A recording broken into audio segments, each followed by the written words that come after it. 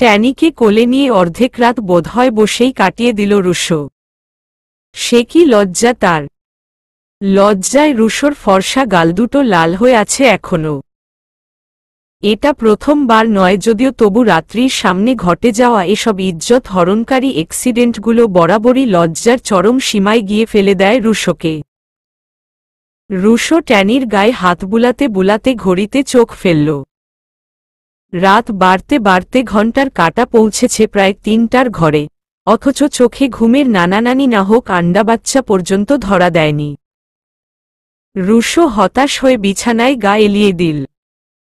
ট্যানি ঘুমে ব্যাঘাত ঘটায় চোখ বুজে থেকেই উহহ করে আবারও ঘোরঘোর শব্দে ঘুমোতে লাগল।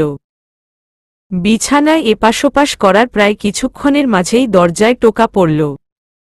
এই মধ্যরাতে ঘরে কে আসতে পারে ভেবে পেল না রুশো। ভাইটা আবার ভূতের ভয় উঠে আসেনি তো? রুশো এমনটা ভেবে নিয়েই দরজা খুলতে বিছানা থেকে নামল। অবাক করা বিষয়, অগ্নির বদলে জলজান্ত প্রেতাত্মা থাকলেও হয়তোবা ততটা চমকাত না রুশো যতটা না চমকাল রাত্রিকে দেখে। লজ্জায় মুখ অন্যদিকে ফিরিয়ে জিজ্ঞেস করল, তুমি এত রাতে এখানে? ঘুমাও নি কেন অ্যাটম বোম? রাত্রি ঠোঁট উল্টে মুখ কালো করে বলল, সেই ২ ঘণ্টা ধরে ঘুমের সাথে বন্ধুত্ব করতে চাইছি, কিন্তু ব্যাটা এতই ফাজিল, চোখে ধরাই দিচ্ছে না। রুশো আর চোখে রাত্রির পানে তাকালো এক পলক। তখনকার লজ্জায় কুকড়ে যাওয়া চেহারার সাথে বিন্দুমাত্র মিল পেল না। এত জলদি মেয়েটা সহজ হয়ে গেল কিভাবে? এত ভারী চমৎকার ব্যাপার। রুশো গলা ঝেড়ে জবাব দিল, ঘুম তো আমারও আসছে না। তা কি করতে চাইছো এখন? আমায় এসে ডাকলে যে? রাত্রি চট করেই চোখমুখ উজ্জ্বল করে জিজ্ঞেস করল, ঘুম যখন কারোরই আসছে তো তখন এক কাজ করি বরং। কি কাজ? হ্যাঁ পেয়েছি, লুডো। চলুন আমরা দুজনে লুডো খেলি।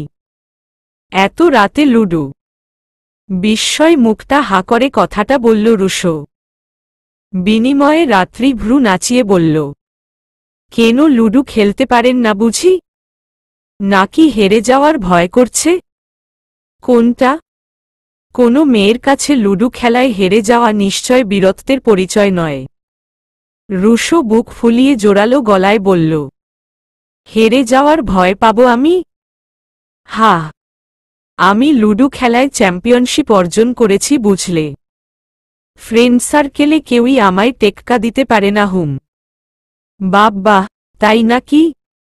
বেশ, তবে দেখা যাক বিদেশ ফেরত ধলা ইন্দুর এই রাত্রিকে হারাতে পারে কিনা। অনেকটা ব্যঙ্গ করেই কথাটা বলল রাত্রি। রুশো গাল ফুলিয়ে জবাব দিল, ওকে দেন, দেখা যাক। কথোপকথনের পর সিদ্ধান্ত পাকাপোক্ত হলে লুডুর বোর্ড এবং গুটি নিয়ে বসে পড়ল দুজনেই। রাত্রি ট্যানির নরম গায়ে হাত বুলিয়ে দিয়ে বালিশের পাশে শুইয়ে রাখল তাকে। তারপর খাটের পূর্ব দিকে হেলান দিয়ে বসল সে। মাঝখানে লুডুর বোর্ড রেখে রাত্রির মুখোমুখি বসল রুশো। যথারীতি খেলা শুরু হল। রুশো খেলার সময়ও গোলাপি রঙের গুটি খুঁজছিল, কিন্তু আফসোস গোলাপি রঙের কোনো গুটি নেই, যার জন্য লালরঙা গুটি নিয়েই ক্ষান্ত থাকতে হল তাকে। রুশো আবিষ্কার করল রাত্রি লুডো খেলায় বেশ এক্সপার্ট, তবে তাকে টেক্কা দেওয়াটা মতো নয়। খেলা শুরুর মাঝপথে পরপর রাত্রির 2টো গুটি খেয়ে ফেলল রুশো। রাত্রির সে কি রাগ! পারলে রুশোকে বোধহয় আস্ত ব্লেন্ডারে জুস বানিয়ে খেয়ে ফেলে সে। রাত্রির রাগ দেখে এবার রুশো ভয় পেল না, বরং রাত্রির আগজটা মুখটা দেখে বেশ মজা পেল সে। ভাবল আরেকটু ঝালানো যাক। ভাবনা মতেই কৌশলে রাত্রির মাত্র বের হওয়া গুটিটা যখন খেয়ে ফেলল ঠিক তক্ষুনি চেঁচিয়ে উঠল রাত্রি, এটা আপনি কি করলেন? হতভম্ব রুশো অবাক কণ্ঠে জিজ্ঞেস করল, যাক বাবা, আমি আবার কি করলাম? কি করলেন মানে? আমার 2টো পাকা গুটি খেলেন মানলাম, তাই বলে এতক্ষণ পর একটা গুটি বের হলো সেটাও খেয়ে নিলেন? রাত্রিকে এভাবে ক্ষেপে যেতে দেখে ভ্যাবাচ্যাকা খেয়ে গেল রুশো। ভেবেছিল হয়তো রাগ করে ফোঁসফাঁস করবে, চোখ রাঙাবে, কিন্তু এভাবে যে উঠে পড়ে ঝগড়া শুরু করবে তা তো ভাবেনি। রুশো থতমত খেয়ে বলে উঠল, লুডু খেলার রুলসে কি কোথাও বলা আছে সদ্য বের হওয়া গুটি খাওয়া যাবে না? রাত্রি নাক ফুলিয়ে আরও উচ্চস্বরে চেঁচাল, রুলসে থাকুক বা না থাকুক, আপনি আমার গুটি খাবেন কেন? আমি কি এখনো আপনার কোনো গুটি খেয়েছি? সে খেতে পারলে না খাবে। শেষের কথাটা বিড়বিড় করে বলল রুশো। রাত্রি কিছুটা হয়তো শুনল, পুরো কথাটা না শুনেই ফের বেঁকে বসল। এই আপনি কি বলছেন? বিড়বিড় করে কি বলছেন? হ্যাঁ, আমি খেলতে পারি না? আমি লুজার? আপনি চিটিং করছেন। আর আমি তো বরং মানবতার দেখাচ্ছিলাম। রুশোর এবার মাথায় হাত পড়ল। নিজের মনকে নিজেই প্রশ্ন করল, যা শালা, এইসব কথা আমি কখন বললাম ভাউ? মন বড়ই দুঃখী দুঃখী গলায় জবাব দিল, ভুল মানুষের সাথে খেলতে বসছিস রে হতভাগা। নে এবার খেলা সামলা। রুশো কি করবে ভেবে না পেয়ে আমতা আমতা করে বলল, আরে অ্যাটম বোম, শান্ত হও। এত রাতে ফেটে গেলে তো পুরো বাড়িশুদ্ধ সবাই জেগে যাবে। শান্ত হও প্লিজ, আমি আর গুটি কাটব না। রাত্রি চুপ হল ঠিকই, তবে ফোঁসফাঁস কমাল না। সেবারের মতো রুশোকে রাত্রির গুটি না কেটেই খেলা চালিয়ে যেতে হল। কিন্তু কাটাকাটি না হলে খেলায় তো মজাটাও আসে না। লুডু খেলায় একে অপরকে না কাটলে সে কেমন ধারা লুডু খেলা? রুশো খেয়াল করে দেখল রাত্রিও মুডটাও বিশেষ ভালো নেই। রাগটা মিয়ে গেলেও বোরিংনেসের বেড়াজালে ফিউজ মেরে রয়েছে সেও। রাত্রিকে এমন চুপচাপ দেখতে বরাবরই ভালো লাগে না রুশোর। রুশো চায় সে হয় হাসুক নয়তো কথা বলুক, তাও না পারলে প্রয়োজনে ঝগড়া করুক, কিন্তু চুপচাপ হোপো ফুলিয়ে থাকুক এমনটা কোনোভাবেই গ্রহণযোগ্য নয়। রুশো এবার ইচ্ছে করেই নিজের মারা পড়ার সম্ভাবনা সম্পন্ন গুটিটা সরাল না। খুব করে চাইল রাত্রির পাঁচ উঠুক আর চট করে কেটে দিক সেই পাকা গুটিটা। হলোও তাই। রুশোর পাকা গুটিটা কেটে রাত্রি যতটা না খুশি হল তার থেকেও বহুগুণ খুশির জোয়ার বইল রুশোর মনে। ঠোঁট চেপে হাসিটা লুকিয়ে মুখটা দুঃখী দুঃখী করার চেষ্টা চালাল সে। রাত্রি আহামরি কিছু হাসিল করার ভঙ্গিমায় চওড়া হাসিতে ঠোঁট রাঙাল। টিটকারি মেরে বলল, কি, খুব তো চ্যাম্পিয়ন হবার তকমা নিয়ে ঘুরছিলেন? খেয়ে দিলাম তো গুটিটা। হা, কার সাথে পাঙ্গা নিতে এসেছেন দেখতে হবে না? রুশো অত্যন্ত ভগ্নহৃদয় নিয়ে মিনমিন করে বলল, বেশ মানলাম, তবে এখনো খেলা কিন্তু শেষ হয়নি। তারপর একে একে চারটে গুটি বিনা বাধায় ঘরে ঢোকাল রাত্রি। রুশো ইচ্ছে করেই ভুলভাল গুটি এগিয়ে চলছিল। মেয়েটা জিতলে যেই ভুবন ভুলানো হাসি হাসবে তার প্রতীক্ষাতেই আত্মসমর্পণ করল। রাত্রি খুশিতে তালি বাজাতে বাজাতে খিলখিল করে হেসে উঠল। তার হাসির ঝংকারে যেন হেসে উঠল ঘরের প্রতিটি কোণ। রুশো মুগ্ধ চোখে তার অ্যাটম বোম্বের মিষ্টি হাসি উপভোগ করছিল। আহ, এই মায়াবী হাসিটা এতদিন কোথায় লুকিয়ে রেখেছিল মেয়েটা? শুধু রাগ দেখাতেই শিখেছে, এভাবে হঠাৎ হঠাৎ হাসলেই তো রুশো গলে যায়। রুশোর তৃষ্ণার্ত মনটা নিমিষেই ভরে যায়। রাত্রি হাসতে হাসতে এক পর্যায়ে ক্লান্ত হয়ে বালিশে হেলান দিয়ে বসল। হাঁপাতে হাঁপাতে রুশোর উদ্দেশ্যে বলল, শুনুন, এক গ্লাস পানি পাওয়া যাবে? আমার গলাটা না শুকিয়ে আসছে। ইয়াহ ইয়াহ শিওর, যারা সাবার কারো। ম্যা ইউ গিয়া ওর ইউ আয়া। রুশো ঝড়ের গতিতে গ্লাস নিয়ে কিচেনের উদ্দেশ্যে রওনা হল।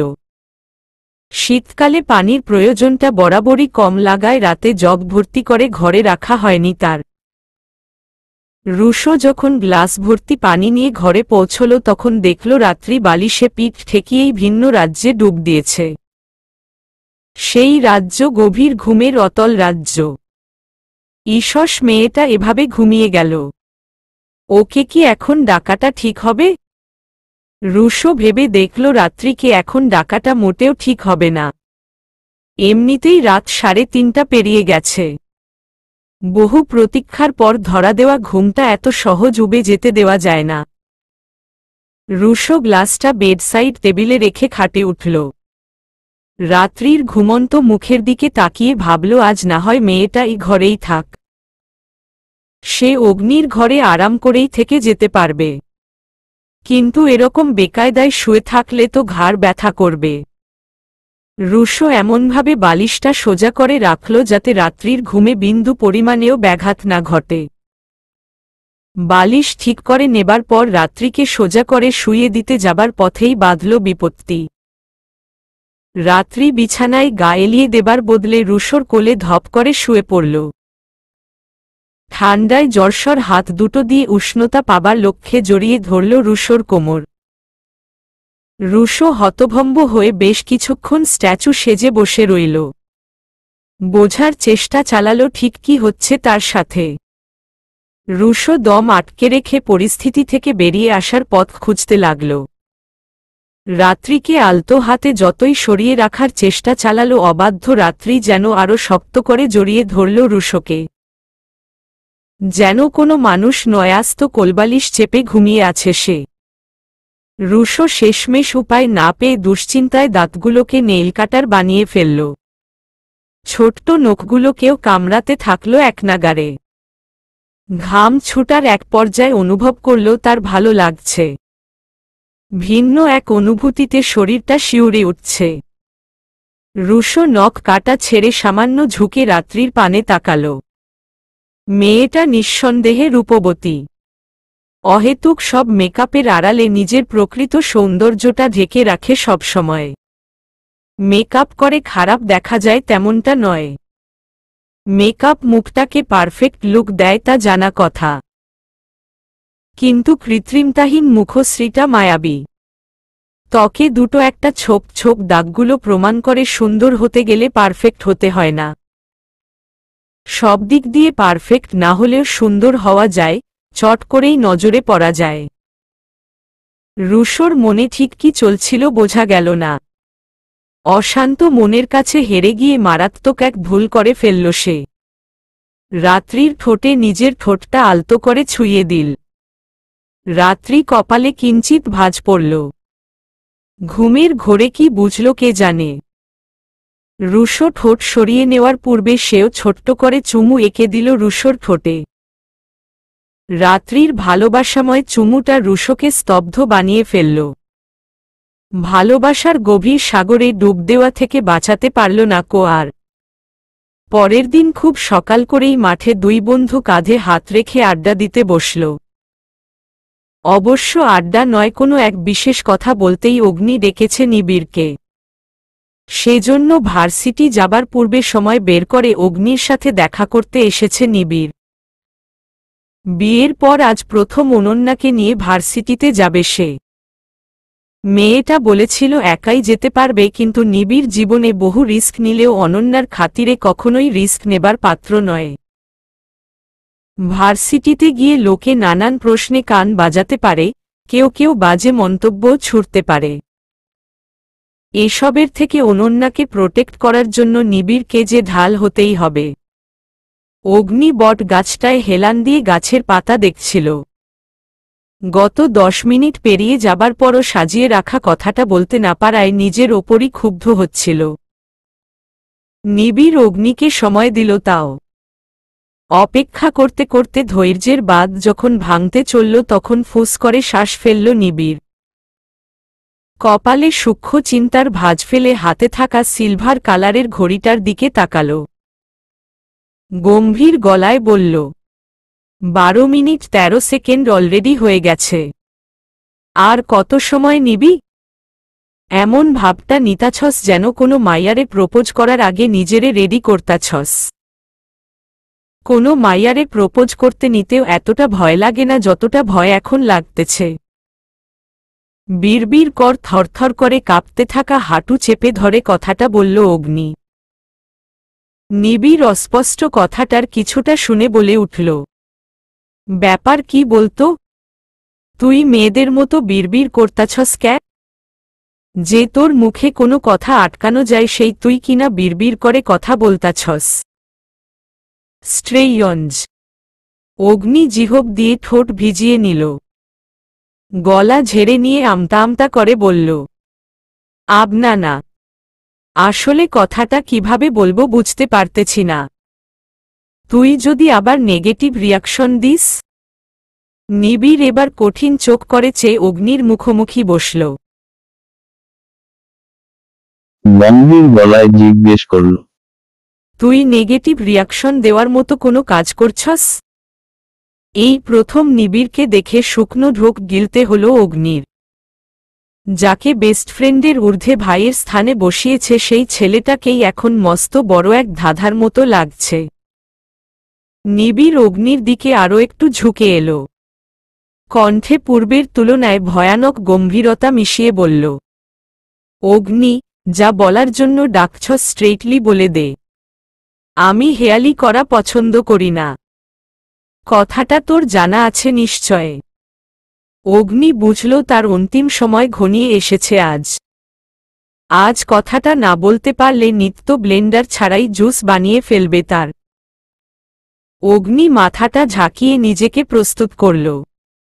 দু চোখ বন্ধ করে অবশেষে বলেই ফেলল, নিত্য, আমি একে অপরকে ভালোবাসি। You are bond in a deep relationship. সূর্যিমামা কুয়াশাচ্ছন্ন চাদরটার আড়ালে ঢাকা। শুষ্ক পরিবেশটা বেজায় হিম ধরে আছে। শুকনো গাছগুলো থেকে থেকেই খসে পড়ছে একটা দুটা পাতা। মাঠের মাঝ বরাবর নেট টাঙানো হয়েছে। এলাকার ছেলেপেলেরা মাঠে এসে ব্যাডমিন্টন খেলায় মত্ত হয় রোজ। খেলা চলাকালীন শরীরটা বেশ গরম হয়। অনেকের শীতে গা বেয়ে ঘামও গড়িয়ে পড়ে। তবু শীত নিবারণের পোশাক সবার গায়ে গায়ে। কিন্তু অগ্নি তো খেলছে না। এই কনকনে শীতে গা ঘেমে যাওয়ার মতো শক্ত কোনো কাজও করছে না। অথচ ঘাম ছুটার পরিমাণটা তারই বেশি। অগ্নি গায়ের জ্যাকেটটা খুলে কোলের ওপর রেখে দুহাতে মাথা চেপে ধরে রেখেছে। দুশ্চিন্তায় মাথা ফেটে যাচ্ছে তার। টেনশনের জন্য শরীরে যে গরমটা লাগছে এই শীত তার কাছে কিছুই না। অগ্নি নিত্যকে কল করেছে, ভার্সিটি ফাঁকি দিয়ে হলেও সুযোগ বুঝে আসবে বলে জানিয়েছে নিত্য। বর্তমানে তার অপেক্ষাতেই মাঠে বসে সে। আজ যখন অগ্নি এতদিন ধরে বুকে চেপে রাখা কথাটা নিবিড়ের সামনে পারল, তার কয়েক সেকেন্ডে যাবৎ দুজনের মাঝেই চলল নিস্তব্ধতা। অগ্নি দাঁতে দাঁতে চেপে আল্লাহর নাম নিতে থাকে।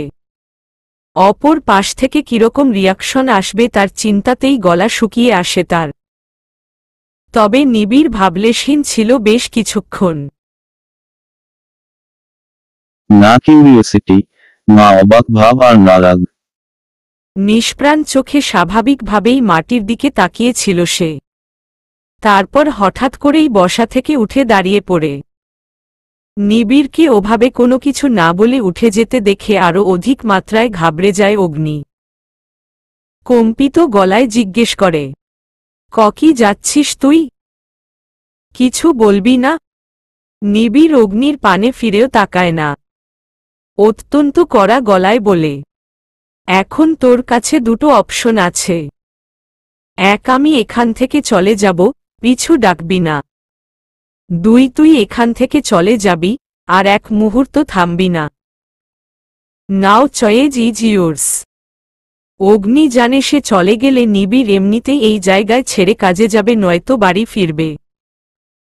সেহেতু ওর উঠে যাওয়াটা বেকার। অগ্নি মাথাটা নিচু করে জবাব দেয়, বেশ, যা, আটকাবো না তোকে। তারপর বড় বড় ধাপ ফেলে মুহূর্তেই দৃষ্টিসীমার বাহিরে পৌঁছয় নিবিড়। অগ্নির চোখে অকারণেই পানি চলে আসে। দীর্ঘ 5 বছরের বন্ধুত্বে অগ্নিকে ফেলে বহুবার নিজ গন্তব্যে পাড়ি দিয়েছে নিবিড়। তবে কখনোই বুক ভরা অভিমান নিয়ে নয়। কখনো ভয় পাইয়ে দেওয়ার জন্য, কখনো বা অগ্নির পিঠে কিল বসিয়ে পাল্টা মার থেকে বাঁচার জন্য, আর কখনো বা স্বাভাবিক জীবনযাপনের সাথে পাল্লা দিয়ে বাড়ি ফেরার জন্য। অগ্নি চোখ থেকে জল গড়াতে দেয় না, যদিও তবু ভেতরটা ছিন্নভিন্ন হয়ে চলে তার। এই বিশাল গোলকধাঁধায় নিজেকে একেবারেই একলা, অসহায় বলে বোধ হয়। অগ্নির ভয় এতদিন শুধু নিত্যকে হারাবার ছিল, ওর ভালোবাসায় অন্ধ হয়ে ভেবেছিল সব সামলে নেওয়া যাবে। কিন্তু নিবিড়ের এমন প্রতিক্রিয়ার পর অগ্নির সন্দেহ হয়, বন্ধুত্বটাতে তবে কি সত্যিই ফাটল ধরতে চলল?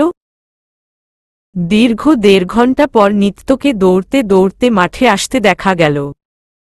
প্রতিদিনকার মতো আজও গায়ে পাতলা এক চাদর। মেয়েটা আজকাল বড্ড বেখেয়ালি হয়ে গেছে। এই কনকনে শীতে সামান্য সোয়েটারটাও গায়ে জোড়াতে ভুলে যায়। নিত্য এসেই হাঁপাতে হাঁপাতে অগ্নির কাঁধে হাত রাখল।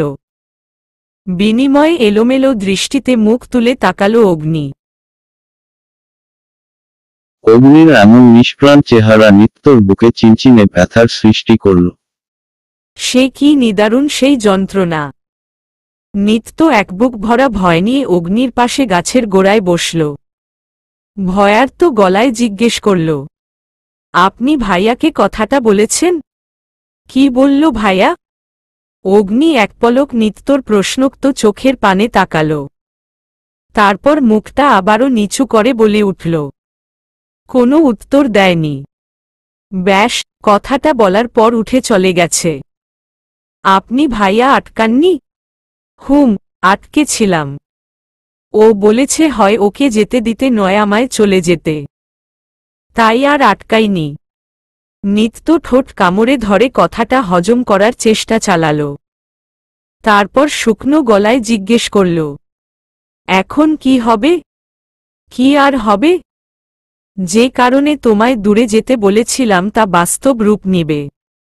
আমি শুধু তোমাকে নয়, হারাবো 5 বছরের বন্ধুত্বটাকেও। কথাটা বলেই দুহাতে মুখ ঢেকে ফেলল অগ্নি।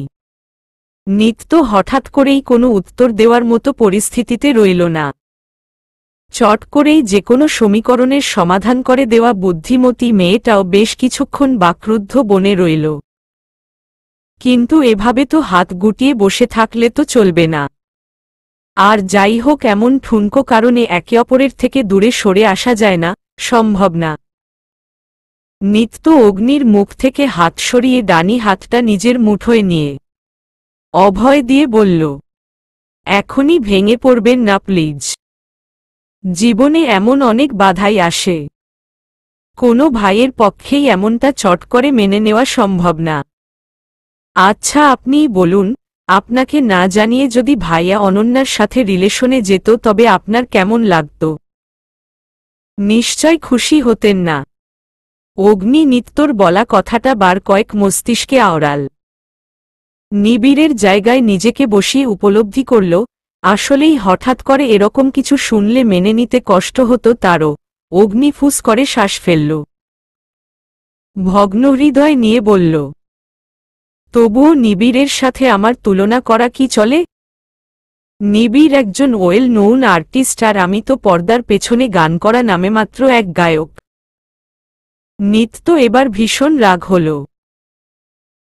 এই প্রথমবারের মতো রাগটা নিজের মধ্যে দমিয়ে রাখতে না পেরে অগ্নির কলার দুহাতে চেপে ধরল সে।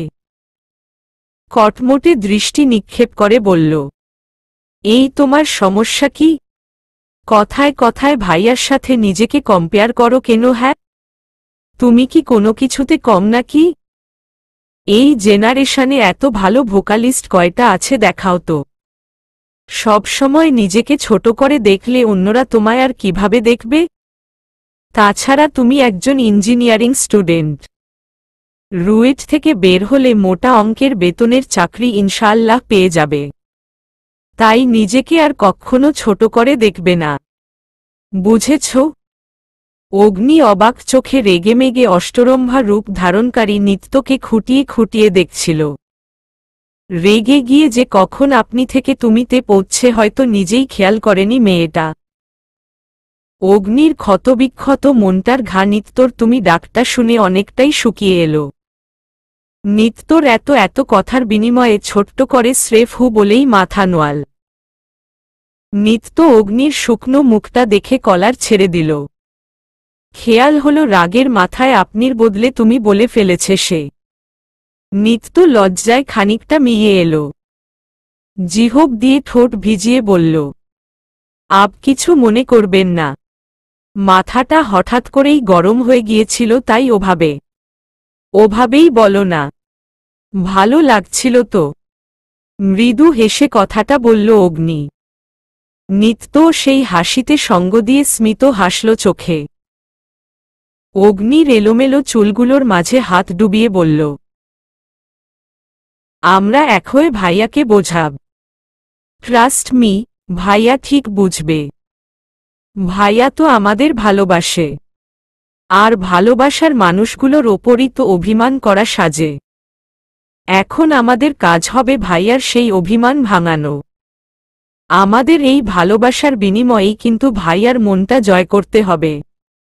অগ্নি ছোট্ট করে শ্বাস ফেলে এবার সরাসরি নিত্যর চোখের দিকে তাকাল। গালে হাত রেখে কপালে গভীর চুম্বন এঁকে দিয়ে বলল, বেশ, তবে চলো।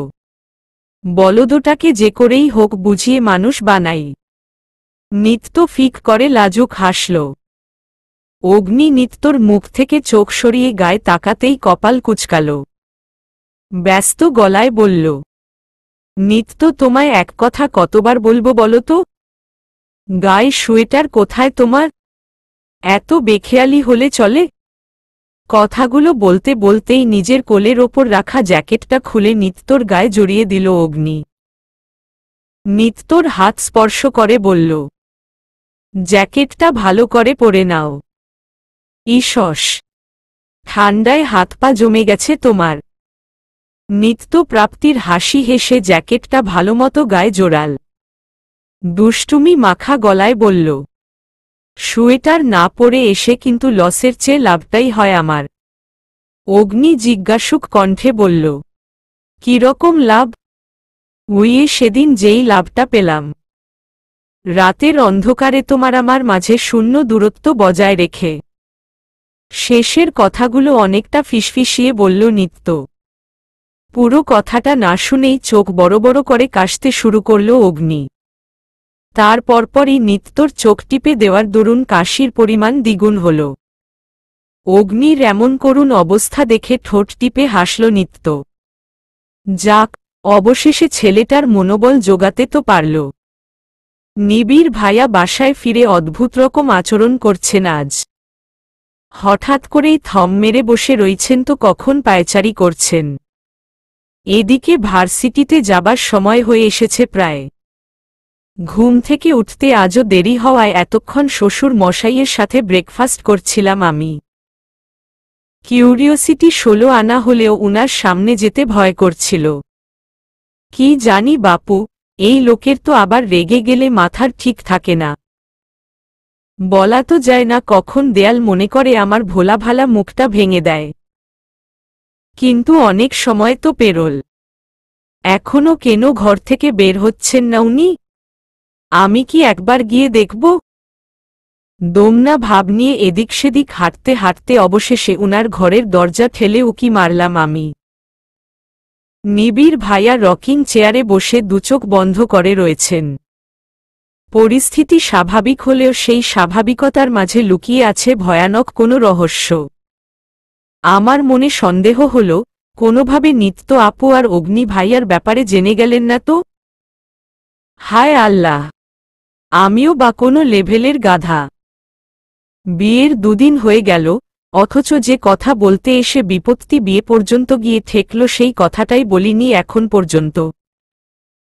আমি নিজ মনে নিজেকেই শত শত গালি দিতে দিতে এক পা করে ঘরে ঢুকলাম। নিবিড় ভাইয়ার কাছাকাছি গিয়ে মুখের সামনে হাত নাড়াতে লাগলাম। বোঝার চেষ্টা চালালাম আদৌ ঘুমিয়ে গেছেন নাকি জাগ্রত আছেন। আমার পর্যবেক্ষণের মাঝে নিবিড় ভাইয়া চোখ বুজে রেখে হঠাৎ করেই বলে উঠলেন, জেগে আছি আমি। কিছু বলবে? আমি চরমভাবে চমকালাম। চোখ বন্ধ করে কিভাবে বুঝলেন আমি এসেছি? আমি তো এমনভাবে ধাপ ফেলে এলাম যাতে ঘরে ইঁদুর ঢুকেছে এমনটাও টের না পান।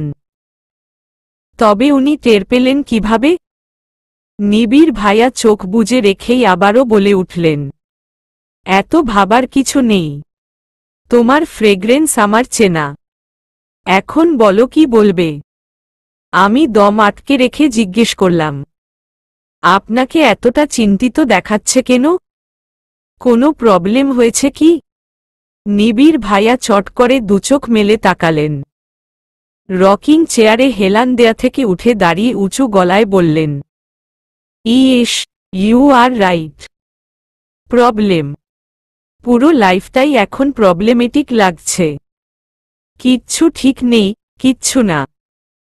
নিবিড় ভাইয়াকে এভাবে হঠাৎ উত্তেজিত হতে দেখে আত্মা কেঁপে উঠল আমার। পূর্বের তুলনায় শতাধিক ভয়ার্ত গলাতেই জিজ্ঞেস করলাম, আচ্ছা, প্রবলেমটা কি সামহাও নিত্য আপু আর ভাইয়াকে নিয়ে? নিবিড় ভাইয়া আচমকাই আমার পানে বড় বড় চোখ করে তাকালেন। অবাক কণ্ঠে বললেন, ওয়েট, অগ্নি আর নিত্যকে নিয়ে মানে? তার মানে তুমিও ওদের ব্যাপারে আগে থেকে জানতে? আমি কি বলবো বুঝতে না পেরে কিঞ্চিত মাথা নোয়ালাম। নিবিড় ভাইয়া এবার পূর্বের তুলনায় আরও উচ্চস্বরে হাত তালি দিতে দিতে বলে উঠলেন, ওয়াও, ইমপ্রেসিভ। দ্যাট মিন্স তুমিও তবে সব জানতে। বাহ ভাই বাহ। আমি তো পর। আমাকে কেন জানাতে হবে? আমি তো বুঝতেই পারিনি যে ওদের লাইফে আমার কোনো ভ্যালু নেই। গ্রেট। ওকে ফাইন, আমারই তো ভুল। আমি বোকা, আমি ইডিয়ট। ওরা তো আমায় না জানিয়ে রিলেশনে গেছে, এখন ওদের বলে দিও ওরা যাতে আমায় না জানিয়ে বিয়েটাও করে ফেলে। কেমন? আমার হাত পা থরথর করে কাঁপতে শুরু করল এবার। মানুষটাকে এভাবে উন্মাদের মতো আচরণ করতে জীবনে প্রথমবার দেখছি আমি। মাথাটা ভনভন করছে। কিভাবে সামলাব আমি এখন উনাকে? হে আল্লাহ, আমায় সাহায্য করুন। এতদিন তো শুধু আমাকেই সামলে গেছেন উনি। আজ যাতে আমি উনাকে সামলাতে পারি সেই শক্তিটুকু দিন। হঠাৎ থমথমে পরিশেষগুলো একেবারেই সহ্য করবার মতো নয়। বিশেষ করে যখন প্রসঙ্গ উঠে সাদমান শাহরিয়ার নিবিড়ের জ্বালামুখী ফাটাবার পূর্বের নিস্তব্ধতার। ইতিমধ্যে উনি রেগেমেগে যদিও বেশ কিছু বলেছেন, তবু এর পরেও মারাত্মক কিছু ঘটাতে পারেন বলে সন্দেহ হচ্ছে আমার। আমি দুরু দুরু কাঁপতে থাকা কলিজা নিয়ে চুপটি করে পাশে বসলাম উনার। উনি এখনো স্থির দৃষ্টিতে ফ্লোরের পানে তাকিয়ে হাতের মুঠো শক্ত করে চেপে রেখেছেন।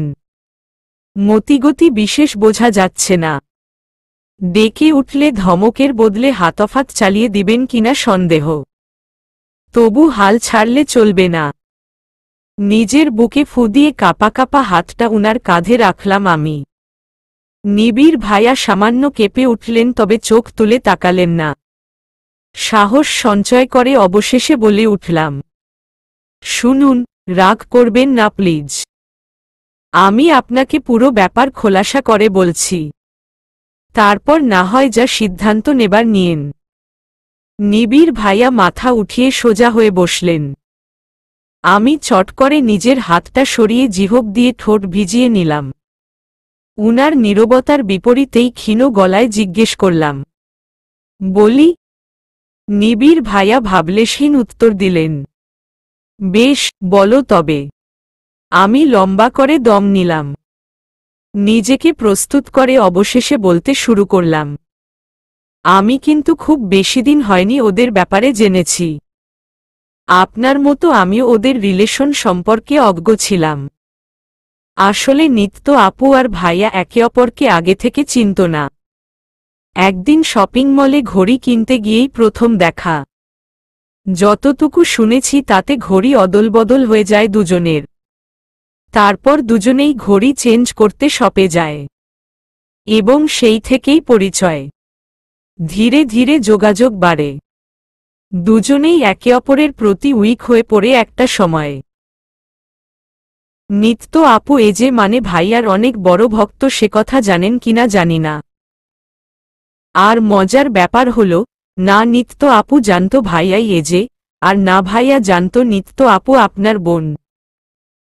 দুজনেই এই বিশেষ পরিচয়গুলো গোপন রেখে যোগাযোগ চালিয়ে যায়, যাতে কেউই নেমফেম এসব দেখে অ্যাট্রাক্টড না হয়, বরং আর 5টা সাধারণ মানুষের মতোই ব্যক্তিত্ব দেখে প্রেমে পড়ে। আর হলো তাই। নিত্য আপু ভাইয়াকে, আর ভাইয়া নিত্য আপুকে, দুজনই দুজনকে ভালোবেসে ফেলে। সম্ভবত আমাদের কলেজের প্রোগ্রামের দিন একে অপরকে মনের কথা জানায়। সেদিন থেকেই রিলেশনের শুরু। মাঝে 2-3 দিন কেটেছে বোধহয়, তারপর একদিন আপনার সাক্ষাৎকারের একটি ভিডিওর মাধ্যমে নিত্য আপুর আসল পরিচয় জেনে যায় রুশো ভাইয়া, অগ্নি ভাইয়া। আর তারপর নিবিড় ভাইয়া স্বাভাবিক ভঙ্গিতেই জিজ্ঞেস করলেন, তারপর ভাইয়া নিত্য আপুর সাথে সব যোগাযোগ বন্ধ করে দেয়। কেন বলতে পারেন? কেন? যাতে আপনার আর ভাইয়ার বন্ধুত্বে কোনো রকমের আঁচড় না পড়ে।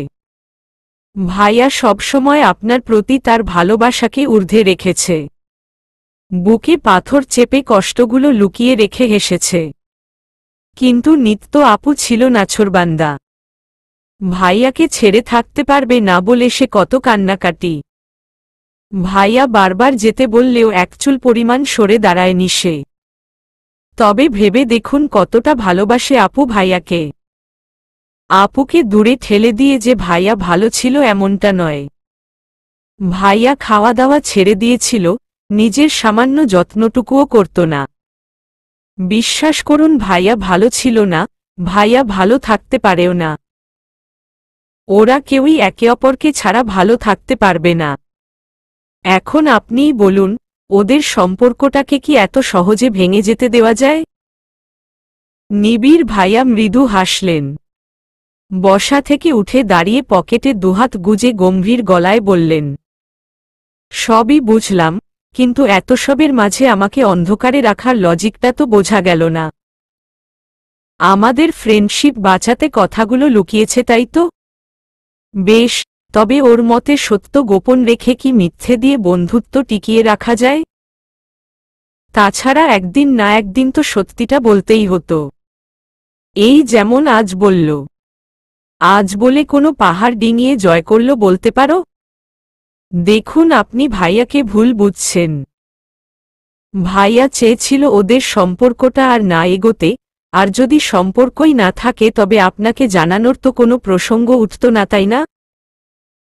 ওহ আচ্ছা আচ্ছা, তার মানে আমার বোনকে কাঁদিয়ে ও ফ্রেন্ডশিপ বাঁচাতে চেয়েছিল? How funny! অগ্নি এত বোকা কবে হল? সাদমান শাহরিয়ার নিবিড় যে কোনো না কোনোভাবে সব খরব রাখবেই, তা কি ওর মাথায় আসেনি? ওর কি ভাবনা, দুদিনের রিলেশন হোক বা বছর খানেকের হোক, আমার বোনকে কাঁদালে আমি ওকে এমনি এমনি ছেড়ে দেব? আরে ও তো কাপুরুষ, যে কিনা নিজের ভালোবাসার জন্য সাহস করে ভালোবাসার কথাটা জানাতেই পারে না, সে কিভাবে ভালো রাখবে আমার বোনকে? আমি এবার পড়লাম মহা চিন্তায়। নিবিড় ভাইয়া নিজের জায়গা থেকে ঠিক একথা মানতে বাধ্য হলেও অগ্নি ভাইয়াও তো ভুল কিছু করেনি। এমন দোটানা নিয়ে আর যাই হোক সম্পর্ক টিকিয়ে রাখা যায় না। নিজেকে প্রস্তুত করার জন্য তো একটা সময়ের প্রয়োজন ছিল। আজ যে সবটা বলল এটাও তো নিত্য আপুর প্রতি ভালোবাসা থেকেই। এ কথা কিভাবে বোঝাব আমি উনাকে? আমি আশেপাশে একবার চোখ বুলিয়ে নিলাম। খুব বেশি খুঁজতে হলো না। শুকিয়ে যাওয়া গলাটা ভেজাতে চট করে জগ থেকে গ্লাসে পানি ঢেলে নিলাম। যথাসম্ভব গলা ভিজিয়ে বলে উঠলাম, আপনি একটু নিজেকে অগ্নি ভাইয়ার জায়গায় রেখে ভেবে দেখুন। ভাইয়ার জায়গায় আপনি থাকলে কি করতেন? নিজেদের এতদিনের ফ্রেন্ডশিপ নষ্ট হবার ভয় বুঝি আপনার হতো না? নিবিড় ভাইয়া বা হাতটা কোমরে রেখে তাচ্ছিল্যের হাসি হাসলেন। সিল্কি চুলগুলো পেছনে ঠেলে দিয়ে বললেন, হাসালে অনন্যা। আসলে কি জানো তো, আমি না অগ্নির মতো এত ঠুনকো বিশ্বাসী নই। আমার ফ্রেন্ডশিপের ওপর আমার যথেষ্ট বিশ্বাস রয়েছে। আমি চাইলেই কিন্তু কাউকে না জানিয়ে মিডিয়ার মুখ বন্ধ করতে গোপনে আমাদের বিয়েটা সেরে ফেলতে পারতাম। কিন্তু না, আমার একটা দায়িত্ব বোধ আছে। সাদমান শাহরিয়ার নিবিড় নিজের দায়িত্বের জায়গায় কতটা অটল তার ব্যাখ্যা আমার মনে হয় না নতুন করে দিতে হবে। আমি শুধু তোমার মামনিবাপির কাছেই মতো নেইনি। অমনি, রুশো অর্থাৎ তোমার প্রত্যেকটা ফ্যামিলি মেম্বারের থেকেই মতামত নিয়েছি।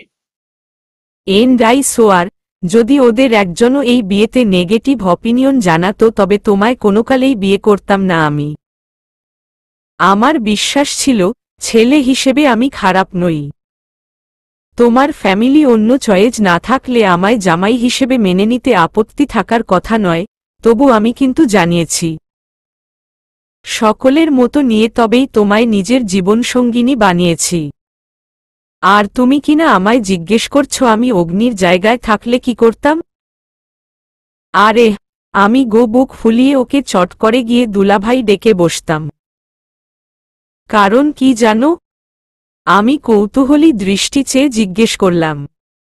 কেন? আমি অগ্নিকে যতটা চিনি ততটা ও আমায় এখনো চিনে উঠতে পারেনি। কথাটা অনেকটা ভেজা গলায় বললেন নিবিড় ভাইয়া। তাতে রাগ নয়, জমেছিল এক বুক ভরা অভিমান। উনার এমন কণ্ঠ শোনার ভাগ্য খুব কমই হয়েছে আমার। জানি না কেন, তবে এই ভেজা গলা আমার বুকে চিনচিনে এক ব্যথার সৃষ্টি করে। আজও তার ব্যতিক্রম হল না। আমি দুধাপ এগিয়ে গিয়ে উনার মুখোমুখি দাঁড়ালাম। মৃদুস্বরে বললাম, আমি আপনাকে ভুল বলছি না, আমি জানি আপনি ঠিক। কিন্তু একটা কথা কি জানেন, আপনার আত্মবিশ্বাস যতটা দৃঢ় ততটা ভাইয়ার নয়।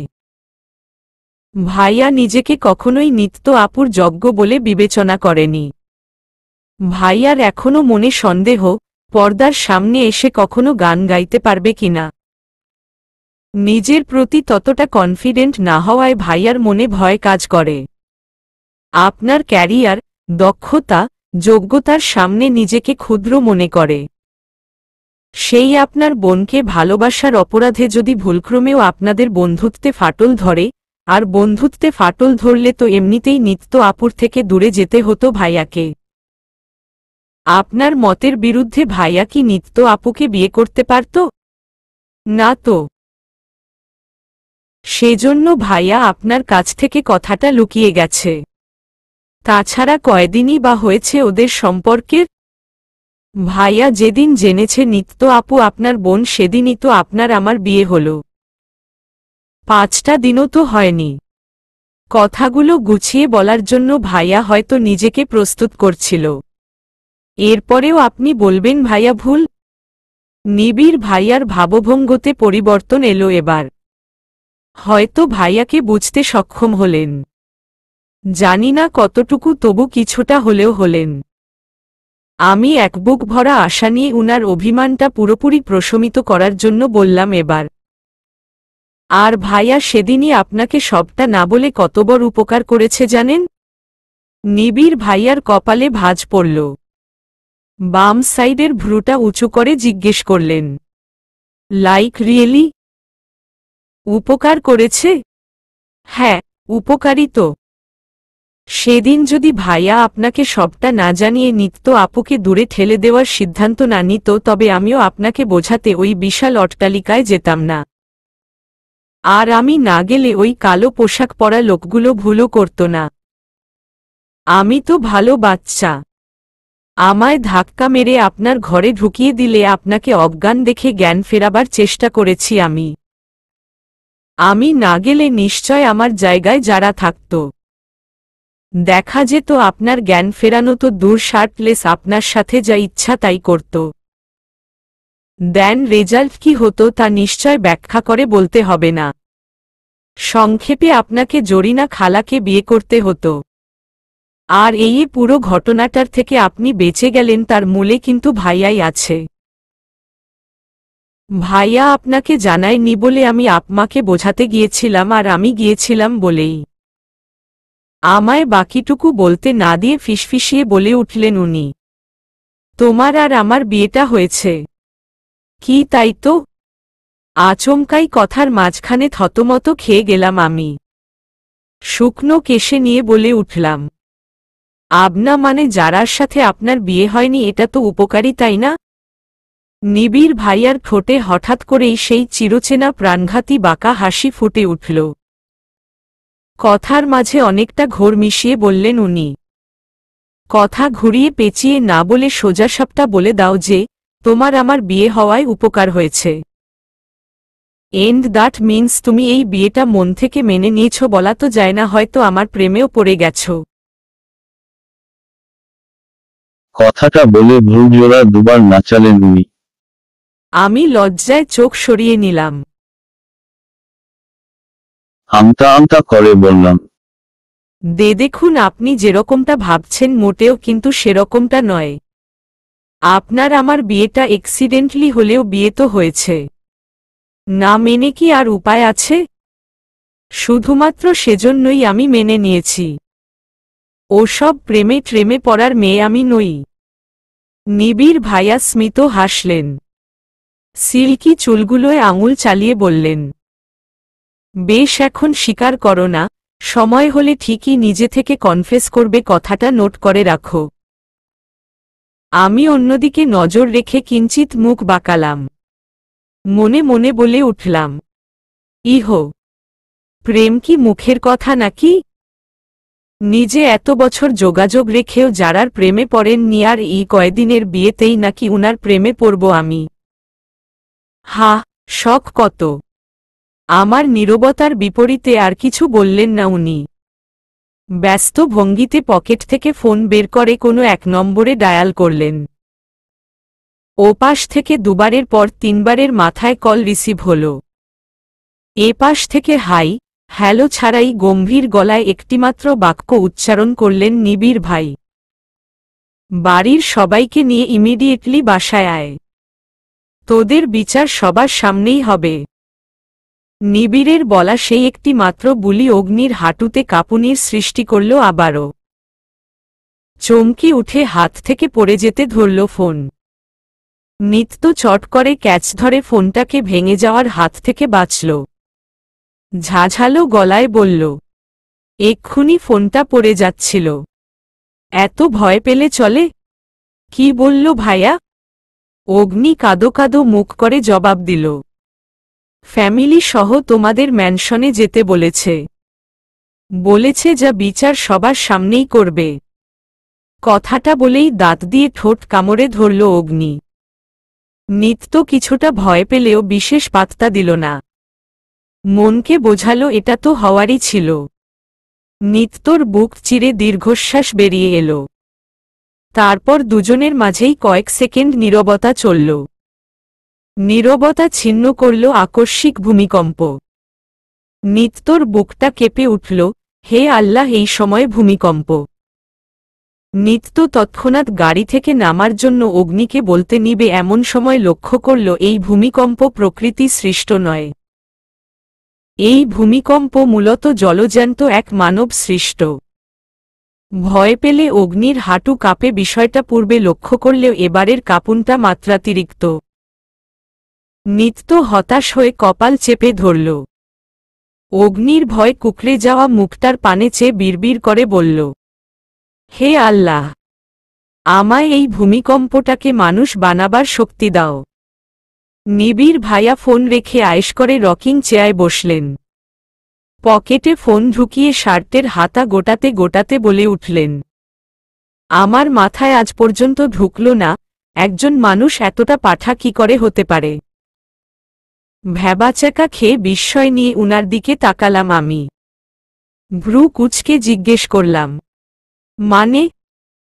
মানেটা হলো, নিবিড় যে অগ্নির নারীর খবর পর্যন্ত রাখার ক্ষমতা রাখে একথা জানা পরও কিভাবে ভাবল এত বড় একটা ব্যাপার এই আমার থেকে লুকিয়ে যেতে পারবে ও? আমি বিস্ফোরিত চোখে তাকালাম, সাথে সাথেই অবাক কণ্ঠে জিজ্ঞেস করলাম, তার মানে আপনি আগে থেকেই সবটা জানতেন? বেশ স্বাভাবিক গলাতেই জবাব দিলেন উনি, বারে, আমার বেস্ট ফ্রেন্ড বা বোন কারো প্রেমে পড়বে আর আমি বুঝব না? এও কি হতে পারে?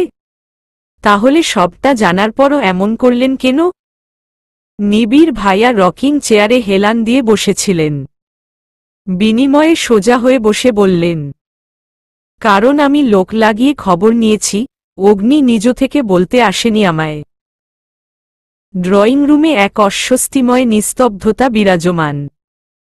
কাঠের পুতুল সেজে যেন জলজ্যান্ত মানুষদের সাজিয়ে রাখা হয়েছে। অনেকটা ঝড় উঠার পূর্ব সংকেতের মতোই নিশ্চুপ, নিস্তব্ধ সবকিছু। আম্মু, আব্বু, রুশো ভাইয়া, রাত্রি, অগ্নি ভাইয়া, নিত্য আপু সবাই একসাথে এসেছে বাসায়। বলে রাখা ভালো, এত কিছুর মাঝে ট্যানিকেও আনতে ভোলেনি রুশো ভাইয়া। বাচ্চাটাকে কোলে করে এনে এমন অস্বস্তির পরিবেশে ফেলে দিয়েছে। অবাক করা বিষয়, ছোট্ট ট্যানিটাও বুঝছে কোনো এক গভীর আলোচনা বসবে বসার ঘরে। তাই তো সারাক্ষণ দাপিয়ে বেড়ানো বিল্লুটা কি সুন্দর লেজ গুটিয়ে রুশো ভাইয়ার কোলে বসে। তবে আমি অবাক হয়েছি রাত্রিকে দেখে, মেয়ের কাছে ভার্সিটি না গিয়ে আলোচনার সভায় যোগদানই যেন অতিমাত্রায় গুরুত্বপূর্ণ। আচ্ছা, ওকে এত কিছুর আপডেট জানায় কে? অগ্নি ভাইয়া নয় নিশ্চয়। তবে কি রুশো ভাইয়া? বাহ, রুশো ভাইয়া আর রাত্রি তবে এতদিনে নিজেদের মাঝে বুদ্ধিমানের কথোপকথনে মগ্ন হয়েছে। দারুণ ব্যাপার স্যাপার তো। আমি সোফার হ্যান্ডেলে হেলান দিয়ে বসে। কেন যেন এতগুলো বসার জায়গা থাকার পরও রুশো ভাইয়ার পাশে বসার জেদটা অসম্ভব বেড়ে গিয়েছিল। পুরনো অভ্যাস বলে কথা। সচরাচর যখনই বাসায় কোনো গভীর আলোচনা সভা বসত আমরা দুভাই বোন নিজেদের মতো কেটে পড়ার ধান্দায় থাকতাম। তবে কখনো কখনো কেটে পড়ার যাত্রায় বিফল হয়ে মুখ কালো করেই সবার সাথে বসতে হতো। আর মজার বিষয় অধৈর্য আমি রুশো ভাইয়া, কখনোই সেসব আলোচনায় মন দেই না। পাশাপাশি বসে নিজেদের মাঝে গোপনে খুশুরফুসুর শুরু করে দেই, তবে মন দেবার অভিনয় কিন্তু খাপে খাপ আব্দুল্লাহর বাপ। বাড়ির বড় ছেলে হবার অপরাধে মাঝ থেকে ফান্দে পড়ে যায় অগ্নি ভাইয়া। দেখা যায় আমার মা জননী আর আব্বাজানের মাঝে তুমুল দ্বন্দ্ব লেগে গেলে অগ্নি ভাইয়াই দায়িত্বের বোঝা কাঁধে নিয়ে দ্বন্দ্ব মেটাতে যায়। হাস্যকর হলেও আম্মু আব্বুর এসব দ্বন্দ্ব ভয়াবহ রকমের ঘূর্ণিঝড়ের সৃষ্টি করে ঠিকই, তবে তা হয় খুবই সাময়িক সময়ের জন্য। অনেকটা বাচ্চাদের মতো। ঝগড়া হলো, গুতোগুতি হলো, ওমা শেষমেশ তাদেরই কাঁধে হাত রেখে বাড়ি ফিরতে দেখা গেল। আমরাও জানি এসব ঝগড়াঝাটি আসলে কিছুই না। আব্বুর ছোট্ট ছোট্ট ভুলগুলো সেই সব ঝড়ের উৎপত্তি ঘটায়, আবার আব্বুর মারা মাখুনি ঝড়ের মুখে লাথি ঝাঁটা পেটায়। মাঝ থেকে শুধু শুধু পরিশ্রম হয় অগ্নি ভাইয়ার। এদিকে আমরা দুই ভাইবোন রিল্যাক্স ভঙ্গিতে চিপস খেতে খেতে কমেডি উপভোগ করি। কিন্তু আজ যে কোনো কমেডি হবার কথা নয়, বিষয়টা গুরুতর। আজ দুপরিবাবেরই কাছে অগ্নি ভাইয়া আর নিত্য আপুর বিষয়টা ফাঁস হয়ে যাবার পর নিবিড় ভাওয়া উধাও হয়েছেন। ততক্ষণ নিজেদের মাঝে দুটো কথাও যাতে বিনিময় না হয় সে বিষয়ে নির্দেশ দিয়ে গেছেন।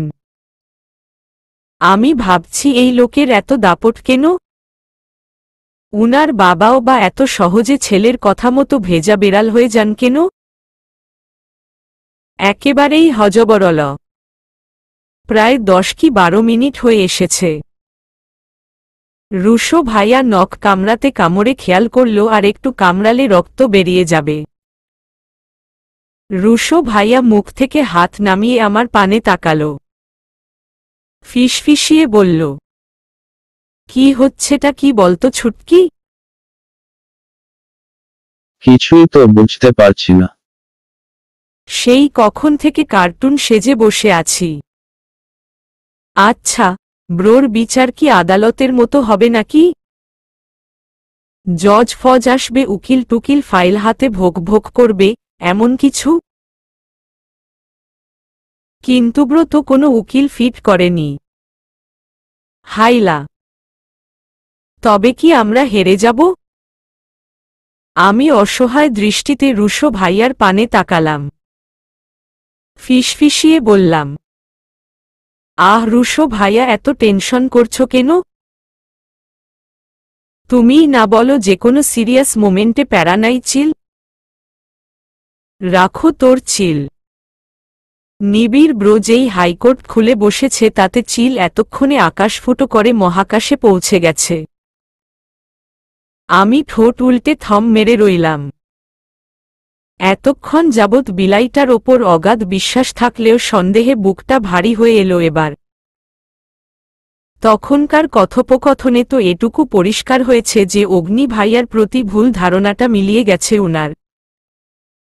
কিন্তু এখন এমন অদ্ভুত আচরণের মানে কি? মা বাবারা তো এখানে আসতে আসতে সবটা জানলই, তবে আর ঠিক কি করতে চাইছেন উনি? বাড়িশুদ্ধ সকলকে বসিয়ে রেখে উনি কি হাওয়া খেতে গিয়েছেন?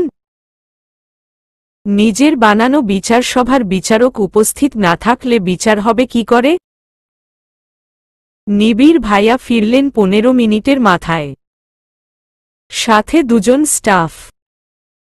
দুজনের হাতেই থালার মতো কিছু। নিবিড় ভাইয়ার নির্দেশ মতো টিটেবিলে কাপড়ে ঢাকা থালাগুলো রেখে বিদায় হলেন স্টাফরা। নিবিড় ভাইয়া বেশ আরাম করে সিঙ্গেল সোফাটায় আসন গ্রহণ করলেন। সিংহাসনে বসা রাজাদের মতো দাড়িতে হাত বুলিয়ে বললেন, তো কার্যক্রম শুরু করা যাক। শ্বশুর মশাই সহ আম্মু আব্বু দুজনেই অবাক হলেন। শ্বশুর মশাই ছেলেকে জিজ্ঞেস করলেন, মানে কি এসবের নিবিড়? কি করতে চাইছিস? নিবিড় ভাইয়ার ভাবলেশহীন উত্তর, বাবা, তোমার মেয়ে আর বাপির ছেলে নিজেদের মাঝে যে যোগসূত্রর সৃষ্টি করেছে তার পরিপূর্ণতা দান করার জন্য ছোট্ট একটা ব্যবস্থা। তবে আসল বিচার এরপর হবে। আপাতত লোকে যেন বলতে না পারে আমার বোন কোনো ছেলের সাথে পার্কে গিয়ে লুকিয়ে লুকিয়ে প্রেম করছে, তার জন্য আংটি ববলের কার্যক্রম শুরু করো। অগ্নি ভাইয়া নিত্য আপু আচমকাই চমকাল। একে অপরের দিকে অবাক দৃষ্টিতে চেয়ে তারপর একই সাথে নিবিড় ভাইয়ার পানে তাকাল। নিত্য আপু বিস্মিত কণ্ঠে বলে উঠল, ভাইয়া কি বলছিস এসব? আংটি বদল মানে? তুই কি তবে আমাদের সম্পর্কটা মেনে নিয়েছিস? নিবিড় ভাইয়ার স্পষ্ট জবাব, না।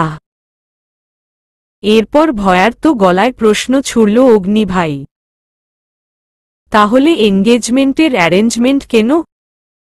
যাতে তোর মতো বেঈমানকে শায়েস্তা করতে পারি। আমার বোনের সাথে রিলেশন করে পড়ে ছেড়ে চলে যাবি আর আমার বোন ডিপ্রেশনে গিয়ে বেঁচে থেকেও মারা যাবে, তাই না? দেখ নিবিড়, তুই ভুল বুঝছিস। আমি সেরকম ছেলে নই, তুই তো জানিস। তাছাড়া আমি তো জানতাম না ও তোর বোন। জানার পর আমি ওকে বুঝিয়েছি, আমার থেকে দূরে। ব্যাস, আর কোনো কথা নয়। আমার মাথাটা তোরা দুজনেই হেট করে রেখেছিস। তোদের বিচার তো হবেই, আগে এনগেজমেন্টটা হতে দে। মামনি, বাপি, বাবা, তোমাদের কি ওদের সম্পর্কটাকে নিয়ে কোনো আপত্তি আছে? বড়রা নিজেদের মাঝে চোখে চোখেই মতো দেওয়া নেওয়া চালালেন। মা জননী প্রথম বললেন, বাবুই, আমার তোর ওপর অগাধ বিশ্বাস আছে। তুই ভুল কোনো সিদ্ধান্ত নিবি না। তাছাড়া নিত্যর মতো মিষ্টি একটা মেয়েকে বাড়ির বউ হিসেবে পাওয়া তো ভাগ্যের বিষয়। সাদনান সাহেব, আমাদের ছেলেকে আপনাদের পছন্দ তো? আরে কি বলেন বিয়াইন? পছন্দ মানে? অগ্নি তো যথেষ্ট যোগ্য একটা ছেলে। আমার মেয়ের পছন্দ আছে বলতে হবে। কিন্তু আমরা তো আংটি বানিয়ে আনিনি। নিবিড় ভাইয়া মুচকি হাসলেন। বাবার প্রশ্নের বিনিময়ে আয়েশি গলায় বললেন, চিন্তা নেই, ছেলেপক্ষের থেকে আনা আংটিটা তোমার ছেলের পকেট থেকেই কিনে এনেছি। ও গাধা তাই বোঝেনি। তুমি শুধু এটুকু বলো, তোমার কোনো আপত্তি নেই তো? আব্বু চরম অবাক হলেন। সাথে অবাক হলো ভাইয়াও। নিবিড় ভাইয়া যে কোনো বুদ্ধি নিয়ে চলে, তার খোঁজ করতে নামলে নির্ঘাত পাতাল ভেদ করে নামতে হবে সবার। তবু খোঁজের খাতাটা ফাঁকাই মিলবে। এই লোক সাংঘাতিক। কোনো সমীকরণ কিভাবে সমাধান করবে তার বিন্দুমাত্র আগাম সংকেত খুঁজে পাবার মতো নয়। বাবা, আমার এই সম্পর্কে কোনো আপত্তি নেই। ছেলেমেয়ের বিয়ের বয়স হয়েছে, ওরা এখন অ্যাডাল্ট। নিজেদের সিদ্ধান্ত নিতে শিখেছে। তাছাড়া নিত্যকে আমরা মেয়ের মতোই দেখে এসেছি, সে আমাদের বাড়ির বউ হয়ে আসবে, এত খুশির সংবাদ। বেশ, তবে আংটি বদলের কাজ সেরে ফেলা হোক। হাতে খুব বেশি সময় নেই আমার। নিবিড় ভাইয়ার শেষোক্ত উক্তিটির পর অনেক তোড়জোড় করেই ট্রের ওপরে রাখা দুটো আংটি বের করা হল। অগ্নি ভাইয়া নিত্য আপু চরম অস্বস্তি নিয়ে একে অপরকে আংটি পরাল। এত সব কিছুর মাঝে স্ট্যাচুর ন্যায় ফ্রিজড হয়েছিলাম আমি, রুশো ভাইয়া, রাত্রির সাথে ট্যানিও। আংটি পোড়ানোর অধ্যায় শেষ হলে বড়রা আলহামদুলিল্লাহ বলে নিজেদের মাঝে কুশলাদি বিনিময় করতে ব্যস্ত হল। রুশো ভাইয়া এতক্ষণ যাবৎ সবটা মুখে তালা মেরে দেখে যাবার পর গলা ঝেড়ে ফিসফিসিয়ে বলল, ছুটকি, এনগেজড হওয়া কি এতটাই ইজি?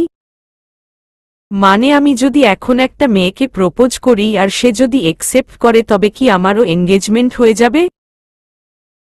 ও মাই গড, কি সাংঘাতিক! রুশো ভাইয়ার বিপরীতে আমার পূর্বেই জবাব দিল রাত্রি। ইহোহো শখ কত! আপনার মতো এমন ধলা ইন্দুরের সাথে রিলেশন করবে কে শুনি? রুশো ভাইয়া ঠোঁট বাঁকাল। ভারী আত্মবিশ্বাসী গলায় বলল, কে করবে না তাই বলো? হা, তোমার কোনো ধারণাই নেই আমার সম্পর্কে, বুঝলে অ্যাটম বোম। আমার পেছনে যে কত মেয়ে পাগল, তার কোনো হিসেবই রাখতে পারবে না তুমি। আমি পাত্তা দেই না দেখে বেচারিরা বেল পায় না। You know what, I am world wide cutie guy. রাত্রি সরু চোখে চেয়ে মনে মনে রুশো ভাইয়াকে দু চারটে গালি দিল অবশ্য, তবে কথা বাড়াল না আর। আমি ট্যানিকে রুশো ভাইয়ার কোল থেকে নিজের কোলে নিলাম। বাচ্চাটার নরম গলায় হাত বুলাতে বুলাতে বলে উঠলাম, আচ্ছা, এনগেজমেন্ট তো হয়ে গেল, বিয়ে হবে কবে? আমার প্রশ্নে টনক নড়ল সবার। নিবিড় ভাইয়া স্মিত হেসে জবাব দিলেন, যেদিন তোমার পাঠা ভাই নিজের আসল পরিচয় প্রকাশ করবে, যেদিন লোকে তার স্টেজ নেইমের ফুল ফর্ম জানবে, যেদিন ওর হাঁটু কাঁপা বন্ধ হবে, ঠিক সেদিন। তার আগে ওকে ট্রেনিং দেওয়ার দায়িত্ব আমার। উনার উত্তরে মুখটা বেশ বর্ষর পরিধি নিয়েই হা হল আমার। নিবিড় ভাইয়া এবার অপর ট্রের ওপর থেকে কাপড় সরালেন। তাতে একটি বাটিতে মিষ্টির মেলার সাথে দুটো গ্লাসে সবুজ রঙের কোনো তরল কিছু। আমরা সকলেই সেই দুটো সবুজ তরল পূর্ণ গ্লাস দুটোয় সমস্ত মনোযোগ ঢেলে দিলাম। নিবিড় ভাইয়া সবার কিউরিওসিটির আন্দাজ করে গলাটা ঝেড়ে নিলেন। মিষ্টির বাটিটা ট্রে থেকে নামিয়ে বলে উঠলেন, আরে সবাই হাত গুটিয়ে বসে আছো কেন? এত শুভ কাজ সম্পন্ন হল, মিষ্টি নাও, মিষ্টি নাও। সৌজন্যের হাসি হেসে একে একে মিষ্টি নিল সকলেই। আমি কালোজামে ছোট্ট একটা কামড় বসিয়ে ভাবনায় ডুব দিলাম। এই মানুষের মাথায় ঠিক কি চলছে এখন? নিজে নিজেই এনগেজমেন্টের ব্যবস্থা করলেন, এখন আবার হাসিমুখে মিষ্টি মুখ করাচ্ছেন। অদ্ভুত তো। অগ্নি ভাইয়া নিত্য আপু কোনোরকমে মিষ্টি গিলে নিয়ে পানির জন্য টেবিলের এক কোণায় রাখা জগের দিকে হাত বাড়াল এবং প্রায় সাথে সাথেই দুজনের হাত চেপে ধরলেন নিবিড় ভাইয়া। আরে আরে থামো, এই পানি তো তোদের জন্য নয়। তোদের জন্য তো আমি স্পেশাল জুসের ব্যবস্থা করেছি। নিত্য আপু অগ্নি ভাইয়া দুজনেই বিস্ময় নিয়ে বাড়ানো হাত দুটো গুটিয়ে নিল। তারপর জিজ্ঞেস করল, তাই বলে পানি খাবো না? উহুম না, এই দুটো গ্লাস দেখছি সেই দুটো স্পেশালি তোদের জন্য। নে, ঝটপট শেষ কর। আর বাবা, মামুনি, বাপি তোমরা বড়রা তোমাদের মতো কথাবার্তা বলো, এদিকে মনোযোগ দিতে হবে না। বিনিময়ে বিস্ময় রসগোল্লা হয়ে যাওয়া চোখগুলো দৃষ্টিকোণ পরিবর্তন করল। তবে আমাদের চোখগুলো পূর্বের তুলনায় আরও কৌতূহলী হল। নিত্য আপু গ্লাসটা নাকের কাছে নিয়ে এসে গন্ধ শুকতেই নাকমুখ কুঁচকে ফেলল। অবাক কণ্ঠে বলে উঠল, ভাইয়া এটা কি? এটা তো করলার জুস। অগ্নি ভাইয়া করলা শব্দটা শোনার সাথে সাথেই ছিটকে সরে বসল। ভয়ার্ত গলায় বলল, তাহলে এই ছিল তোর মনে? তুই আমাদের করলার জুস খাইয়ে মেরে ফেলতে চাচ্ছিস? নিবিড় ভাইয়া এবার সোফা ছেড়ে উঠে বসলেন। গ্লাস দুটো দুজনের হাতে ধরিয়ে দিয়ে বললেন, নিত্য তুই তো মেডিকেল স্টুডেন্ট, তোর এই পাঠাটাকে বল করলার জুস খেলে কেউ মারা যায় না, বরং মেদ কমে, শরীর সুস্থ থাকে। যদিও আমি তোদের শরীর ভালো রাখার উদ্দেশ্যে জুসটা খাওয়াচ্ছি না। এটা তোদের শাস্তির ছোট্ট একটা নমুনা। এখন পকপক না করে ঢকঢক করে জুসটা গিলে শেষ কর, নয়তো এর থেকেও তেতো শাস্তির ব্যবস্থা করব আমি। নিত্য আপু এর থেকেও তেতো কোনো কিছুর আভাস পেয়ে ঢকঢক করে খেয়ে শেষ করল নিজের গ্লাসটা। কিন্তু শেষ করতে পারল না অগ্নি ভাইয়া। করলার থেকে আজীবন 10 হাত দূরত্ব বজায় রাখা মানুষকে করলার পুরো এক গ্লাস জুস খাওয়ানো কি এতটাই সহজ? তবে যে কোনো অসম্ভব সম্ভব করা নিবিড় ভাইয়ার প্যাশন কিনা। তাই তো ভাইয়ার মুখে ঠুসে জুসের গ্লাসটা খালি করিয়ে ফেললেন উনি। আমিরুষও ভাইয়া করলার জুসের সাথে অগ্নি ভাইয়ার ধস্তাধস্তির সেই দুঃখে ভরা দৃশ্য দেখে নাকমুখ ঢেকে ফেললাম। মনে হলো শুধু অগ্নি ভাইয়াকেই জোর করে খাওয়ানো হচ্ছে না, হচ্ছে এই অসহায় আমাদেরও। অগ্নি ভাইয়া পুরোটা জুস খতম করার পর লম্বা করে জিহ্ব বের ইয়াক করে উঠল। তাতে যেন বেশ মজা পেলেন নিবিড় ভাইয়া। হেসে বললেন, দেখ কেমন লাগে। আমার থেকে লুকোনো তাই না? এখন তো শুধু করলার জুস খাওয়ালাম। বাগানে চল, তোকে 500 বার কান ধরে উঠবস করাবো। অগ্নি ভাইয়া গলা চেপে ধরে কাশতে কাশতে চোখ দুটো ফুটবল বানিয়ে ফেলল। কাদো কাদো মুখ করে বলল, দোস্ত একটু রহম কর, ঘাট হয়ে গেছে আমার। এরপর থেকে আর কোনো কথাই তোর থেকে লুকামু না। কখন হিসু করতেছি, কখন পটি করতেছি, কতটুকু করতেছি এসব মেপে প্রয়োজনে তোরে জানামু, তাও প্লিজ 500 বার কান ধইরা উঠবস করাস না। তবু নিবিড় ভাইয়া শুনলেন না। অগ্নি ভাইয়ার এমন লজ্জা শরম প্যাকেট করা কথার বিনিময়ে সকলেই যখন মুখ ঢেকে ফেলেছি তখন অগ্নি ভাইয়ার ঘাড় ধরে দাঁড় করালেন উনি। কর্কশ গলায় বললেন, তোরে তো শুধু 500 বার উঠবস না, লাঠির বাড়িও দিব এখন। অগ্নি ভাইয়া কৌশলে নিবিড় ভাইয়ার হাত থেকে নিজেকে ছুটিয়েই লাগালো দৌড়। সোফায় যে বড়রাও আছে তার বিন্দুমাত্র খেয়াল না রেখে ছুট লাগালেন নিবিড় ভাইয়াও। দৌড়তে দৌড়তে অগ্নি ভাইয়ার উদ্দেশ্যে বলে চললেন, আবে শালা, তুই যেখানেই পালা নিবিড়ের হাত থেকে বাঁচতে পারবি না। এই পালানোর জন্য 100 বার বুকডাউন দিয়ে নেব খাড়া। দুই বন্ধুর এমন পাগলামো দেখে হু হা করে ঘর কাঁপিয়ে হেসে ফেলল সবাই। রুশো ভাইয়া ভারী আফসোস ভরা গলায় বলল, অগ্নি ব্রোর এমন করুণ অবস্থা দেখে আমার রিলেশনের বাচ্চাটাই পিচ্ছেটা জন্মের আগেই সুইসাইড করল। এই অ্যাটম বম্ব তুমি একটু ফেটে যাও তো, আমি তোমার ফেটে যাওয়ার আঘাতে ধপাস করে জ্ঞান হারাই। ফিলিং টু মাচ দুঃখুরিয়ার। চলবে।